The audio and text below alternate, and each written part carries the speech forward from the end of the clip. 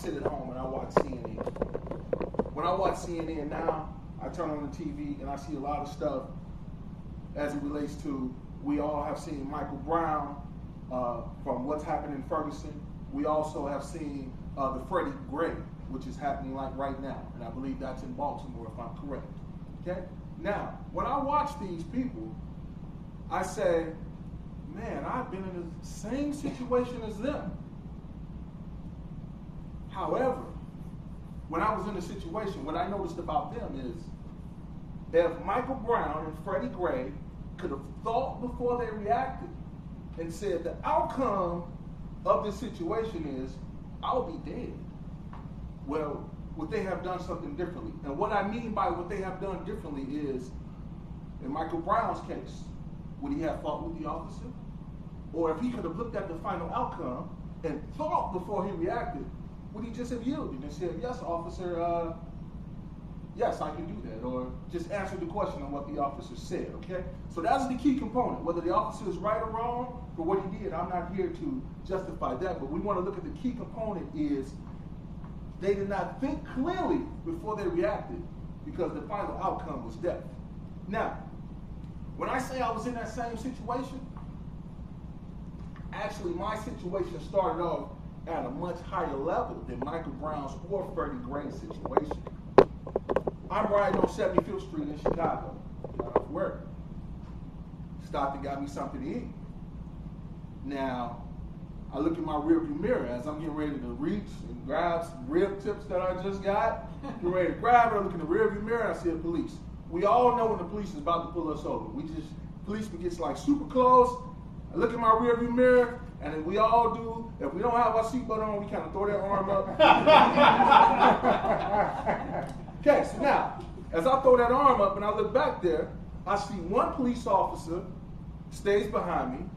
As I pull off from the stop sign, one stays behind me, another police officer cuts me off, and another one gets on the side of me. So at that point, I let the seatbelt go. Because I say, this is a lot more than just the seatbelt. This is a lot more. So now, cop that pulls in front of me says, show me your hands.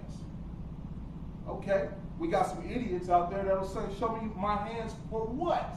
No, I said, feel my hands right here. I turn them around like this. These are my hands right here. So then another one comes and he says, opens my door. Keep in mind, there's 3 cop cars there, there's 3 cops in every car. Okay. So now we got 9 cops on the scene. One cop comes and opens my door. For me, cop says, we need you to step out. Well, legally, I don't have to get out of my car. Okay. But I'm thinking before I react. And I'm thinking before I react, and I said, I think it's in my best interest to just step out of the car and see what he wants. Okay? So now I get out the car. They say, show me your ID. They say, why do you have a car with Indiana plates in Illinois? Well, I say, in Indiana. Now, grabs my ID. So now, I've got one cop there, and I've got other cops walking around the car. And one cop, after about 60 seconds, the lady says, this is not our guy. Say, this is not our guy.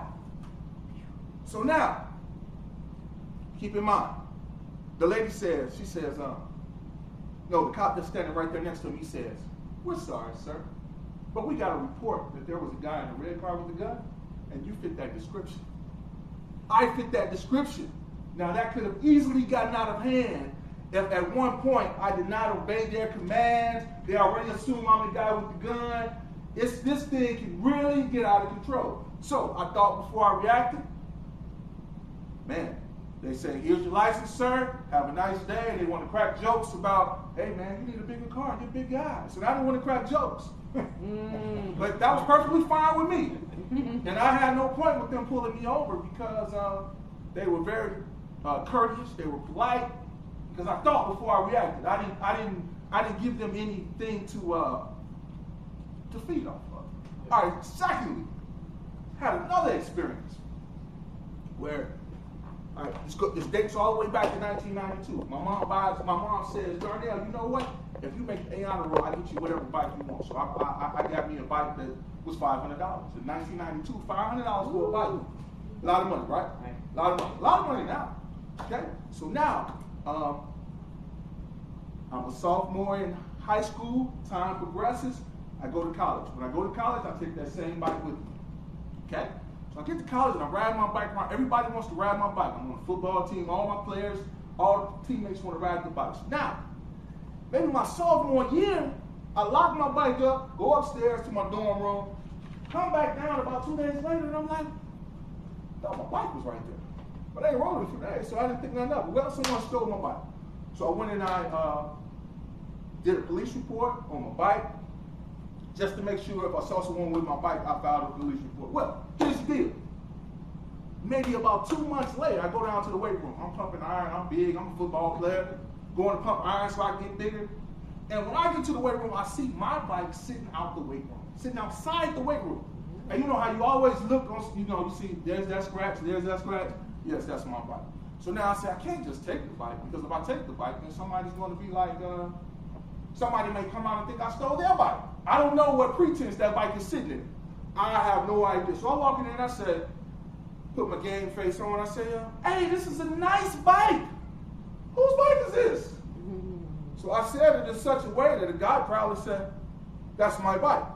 So I said, hey, I need to holler at you for a second. Come on outside. So the guy came outside and I said, man, I don't know a nicer way to tell you, but this is my bike and I am about to leave with you. Those were like my words verbatim. Okay? So the guy said, no, you can't take this bike because I bought this bike from a crackhead. Okay. So now we squabble back and forth. Now here's the deal where I'm thinking before I'm reacting.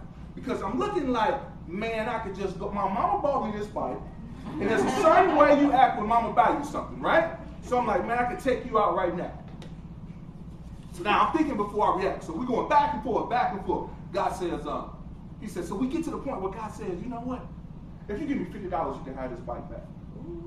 So now I'm thinking before I react. So I say, that's all I need is $50 and I can have that bike back? He says, yes.